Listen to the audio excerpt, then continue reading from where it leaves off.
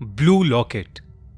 2 सालों के लॉकडाउन के बाद रिया वापस अपनी जॉब के चलते गुड़गांव में रहने आई थी।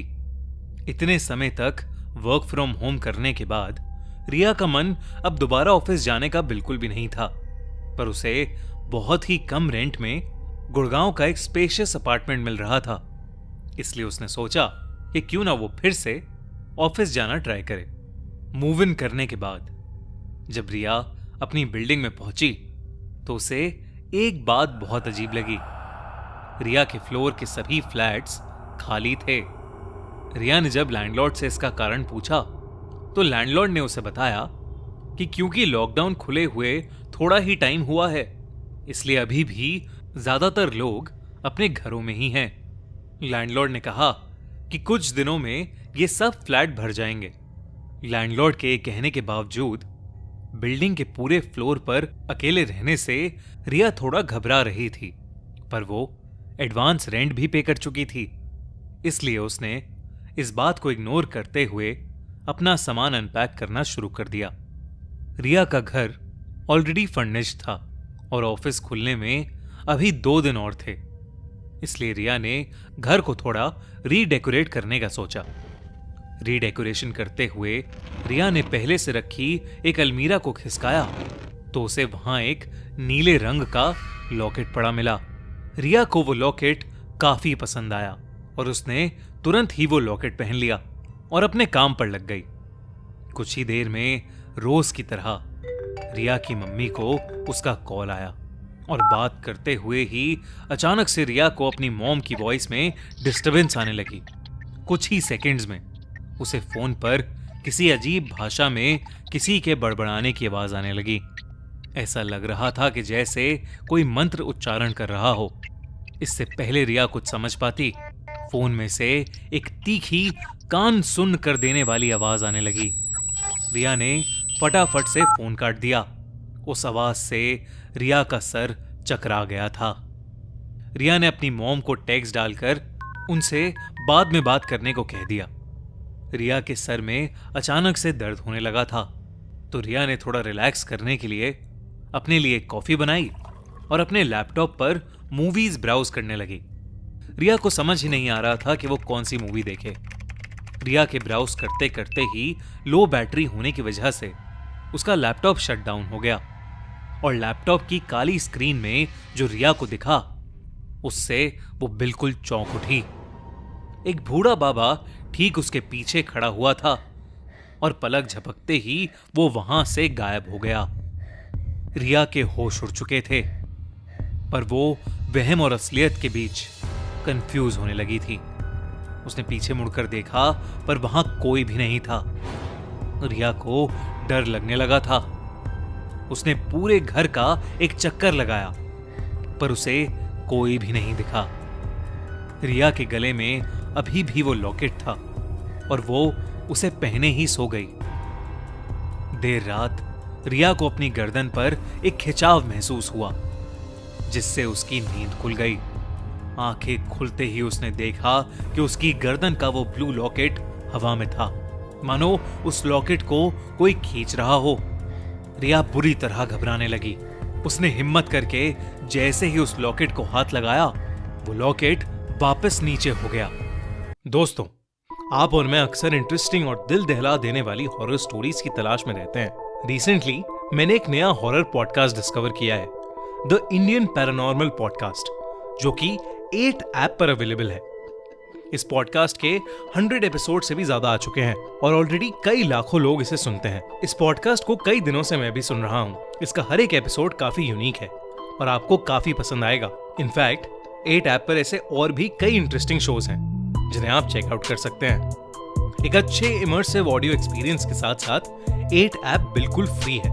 कोई भी हिडन चार्जेस नहीं है और ना ही कोई एड्स हैं। तो इस वीडियो को देखने के बाद 8 ऐप पर जल्दी से जाओ और चेकआउट करो the Indian paranormal podcast. Link description और पिन कमेंट में।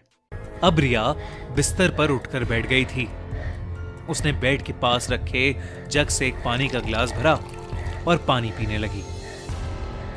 लेकिन तभी उसकी नजर ग्लास में पड़े पानी में तैरते हुए एक मांस के टुकड़े पर गई। ये देखते ही रिया के हाथ से वो ग्लास जमीन पर छूट गया। रिया को लगा कि ये सब उस लॉकेट की वजह से हो रहा है, तो उसने अपने गले से उस लॉकेट को उतारकर जोर से जमीन पर फेंक दिया और वो चूर चूर हो गया। उस लॉकेट के टूटते ही रिया के कमरे की लाइट्स अचानक से फ्लिकर करने लगीं। उसके कमरे की खिड़कियां और दरवाजे जोर जोर से बजने लगे। रिया का दिल अब बहुत जोरों से धड़कने लगा था। तभी रिया की नजर कमरे के एक अंधेरे कोने में गई, जहां पर वही बाबा मुंह पर सफेद भभूत लगाए बैठा था। उसकी आंखें बिल्कुल सफेद पड़ी थीं और वो जोर जोर से कोई मंत्र जप रहा था।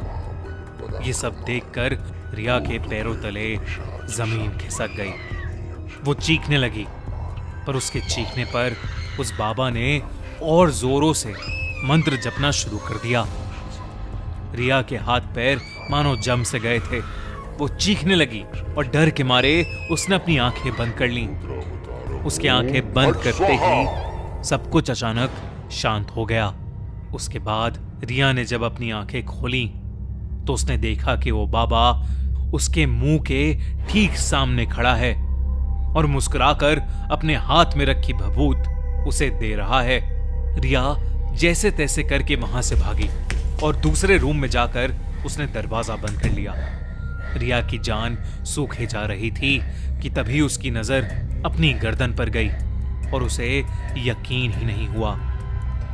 उसकी गर्दन में वही नीला लॉकेट लटका हुआ था। रिया ने जैसे ही उस लॉकेट को निकालने के लिए उसे छुआ, उसे अपने कमरे में करीबन 15-20 लोगों ने घेर लिया। ऐसा लग रहा था कि सब लोग मर चुके हों। उनके शरीर सड़े गले थे और उनके हाथों में बेड़ियां बंधी थीं। वो रिया को देखकर बस रो रहे थे। इससे पहले रिया कुछ भी समझ पाती, उस भीड़ में से रिया को वही बाबा उसकी तरफ आता दिखाई दिया। रिया ने देखा तो उसके हाथों में अब भी बेड़ियां थीं। वो चीखने चिल्लाने लगी, पर उसकी आवाज को कोई सुन नहीं पा रहा था। वो बाबा रिया के पास आया और उसके माथे पर उसने वो भभूत रगड़ दी। 3 दिन के बाद उसी अपार्टमेंट में रिया की लाश मिली। उसके गले में वही ब्लू लॉकेट था और उसके आसपास भभूत गिरी हुई थी। उसकी मौत का एग्जैक्ट कारण तो किसी को नहीं पता, पर पूछताछ करने पर बिल्डिंग के लैंडलॉर्ड से पता चला कि उस बिल्डिंग के बनने से पहले वहां एक शमशान घाट हुआ करता था। जमीन बिकने के बाद वहां से सब चले गए थे, पर एक अघोरी बाबा उस जगह से जाने के लिए तैयार ही नहीं हो रहा था। जब उसके साथ जबरदस्ती की गई तो उसने आत्महत्या कर ली। अपनी जान देते हुए उसने एक श्राप दिया था कि वो जगह उसकी है और वहां उसके सिवा कभी कोई और नहीं रह पाएगा। इतना कहकर उसने अपने शरीर को त्याग दिया था, पर उस बाबा की लाश पर भी वही ब्लू लॉकेट था। शायद उस बाबा के श्राप के कारण ही आज रिया इस दुनिया में नहीं है, और शायद वो ब्लू लॉकेट कोई आम लॉकेट नहीं, वो उसी अघोरी बाबा का लॉकेट है, जिसमें शायद उसकी आत्मा आज भी रहती है। अगर आपको ये वीडियो अच्छी लगी तो हमारा चैनल खूनी मंडे सब्सक्राइब करना बिल्कुल मत भूलना।